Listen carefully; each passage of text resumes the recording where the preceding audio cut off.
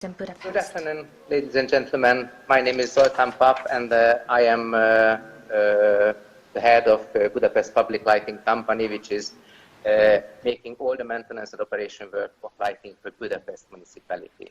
And thank you for the invitation. It's a great pleasure to be with you today, even if far away are we from each other, but the techniques are fantastic to bring us together. So I would like to make a presentation about Budapest, which is a small city compared to your big Asian cities, but it's a big one compared to Central European, if we make it a measurement for Central Europe. I would like to bring you a picture of a small city far away from Asia and far away from America, in between those two cities, the country called Hungary, and the capital, the beautiful capital, is Budapest, which is a nice lighting program which I would like to share with you. Budapest is a nice city for sports. We had 3 years ago already a World Championship of water sports. We have races, Formula One races. Budapest also is a city of spas for gastronomic adventures, marathon runs, but most of all, Budapest is a city of light. It's a really beautiful city during the night when you can enjoy great ambience and great atmosphere. We can have a view of a divided city by a shining river. You can see the castle district, the bridges illuminated lovely, and of course, during the night, the city is even more beautiful than during the day. We can light up the old bridges. This is a 150 years old bridge for a special event, lit up churches, beautiful buildings, and of course, the parliament, which is one of the most beautiful buildings in Europe. So Budapest is a city of light, and you can have great ambience in the parks, and of course, the castle district is beautiful, and the most prestigious bridge in front of the castle makes it even more beautiful. What we do in Budapest, we are the operating lighting owned by the municipality of Budapest and the electricity company of E.ON, and this is a really good setup. We run 180,000 public lanterns, 73,000 lampposts. The rest is owned by the electricity company, and we have approximately 6,000 kilometer cables and overhead lines, which makes our work quite nice, but very much to do. The first lighting was set up in Budapest in the 18th century. You can see a lighting man. That time we were using gas for lighting, but since then, the basic role of lighting is the same, assuring public and traffic safety. Today we are surviving the virus era. It's not easy for anyone, but for tomorrow it's quite clear that the lighting is going to be a new platform for future communication. What we are doing in Budapest, we are the lighting man, let's say so, for Budapest, jointly owned by the city and the electricity company, and we are making all the public lighting, festive lighting, and Christmas lighting for the city. And it's a huge work, but it makes the city really beautiful. We are consuming almost 90 gigawatt hours electricity. The building capacity is over 20,000 kilowatt. So energy saving is a very, very important aspect from our point of view. We are consuming 8 million euros electricity year by year, and we see the city will much appreciate that. Of course, for making such a huge work, we need an exact database, and we have a geographical information system, and all the assets are put in this system, so we can see every single lantern, every single luminaire, the cables and the poles everywhere in the city, which makes our work much easier. And that's very important for the future smart solutions. We had to face an important era when the LED was introduced to our life.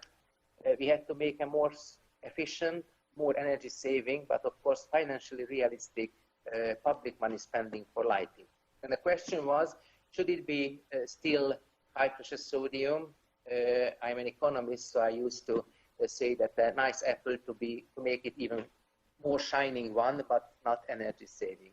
Should everything be LED, which means that it's a different approach, but we need very much amount of money for realizing that.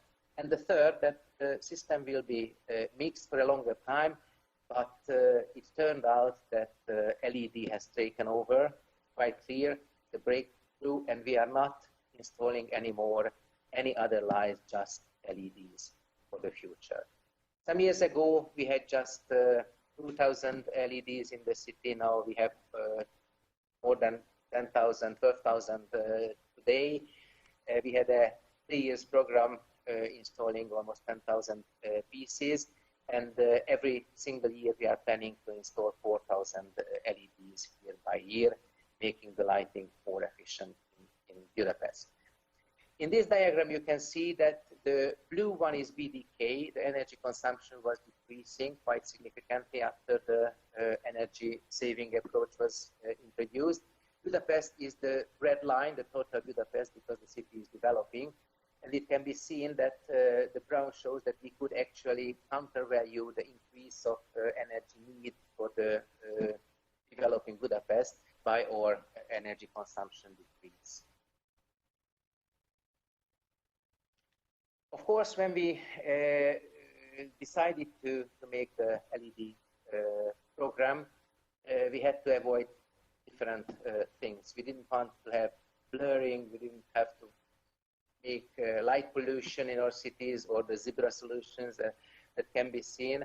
It's quite different, LED from high pressure sodium, so we have to decide where to go.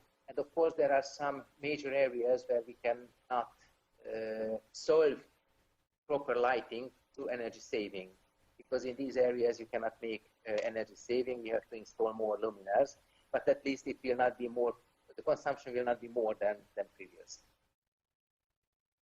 We made 9 test projects before we started our major LED reconstruction project, and you can see this is one result of one of the projects. It looks much better now than some years ago, and much more energy saving. We had a nice project in a bridge which had indirect lighting. The light went up to the mirror and it was reflected to the road, but it was not efficient. So we had to change the upper part of the mirror to LED, and the outlook of the bridge is practically the same, but of course the lighting is much better now. We tested all kinds of streets, green areas, housing estate areas, parks, main roads, small roads. So we had the experience which showed that in Budapest, approximately 35% or between 35 and 40% energy could be saved by edification. And as the result of the 8,000 or 9,000 LED installation, it was a great success, and the energy saving was nice. But we have significant lessons learned. We need clear, exact data before planning the LED edification. We had to make a site survey. We had to make a master plan for Budapest, establishing the lighting requirements, which is based on European Union standard. And of course, we had to make control measurements. That's why we made an agreement with the Lighting Association and 2 universities to make the control measurement for us. And it has become quite clear that without a lighting plan, we cannot make a proper edification of the city. We had a special evaluation system for the LED public procurement. We have taken into consideration the price, energy saving, and the warranty period. And the warranty is very important because LED can be great for 10 years, but what happens if after 10 years you have to change a significant or repair a significant part of the LED, it would cost quite a lot. And we have to realize that in some places saving is not possible. We set up the 3000 Kelvin rule, so we are not buying other than 3000 Kelvin LEDs or less Kelvin. And we had also go through again and again the master plan to renew it according to the needs. Regarding maintenance, it was clear that the first 10 years the operation will be much cheaper, but still we had some extra costs. We have special administration needs, so the driver type, installation grade of luminaires, recording warranty period. We needed unit identification at the operator, except that database was needed, and of course more warehousing needs came up, and we have different companies which are delivering the luminaires, so we have to warehouse different type of luminaires. And it was very important that the constant education is needed for the colleagues for installing the new LEDs. We reviewed the master plan in 2 years ago, and it's still valid. We finished 9,000 luminaire placement in the last year, and we are making a remote control test which showed that for the time being it's a question whether it was worth installing the dimming or smart solutions, because it's quite costly for the time being. In Budapest, we do not have an 24 operation time in the public lighting. We are not measuring yet lighting consumption. It's based on the built-in capacity and the operation time.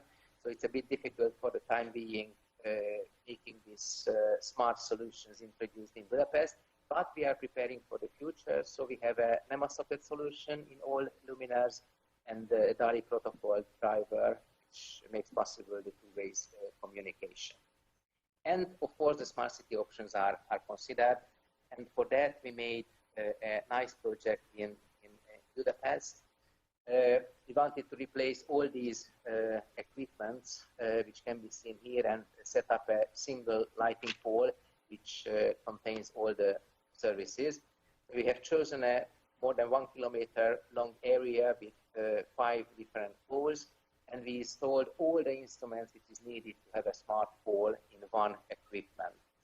So the different poles have different functions. We have Wi-Fi everywhere, we have security camera everywhere, but in some cases we have an emergency button, we have security camera, we have environmental sensors in different poles, and of course we have LED displays as well for different kind of advertisements. This project was very, very successful, and it was inaugurated in 2 years ago, and it's still working successfully, and shows that the future is quite bright for lighting and smart lighting, which is part of the smart city development.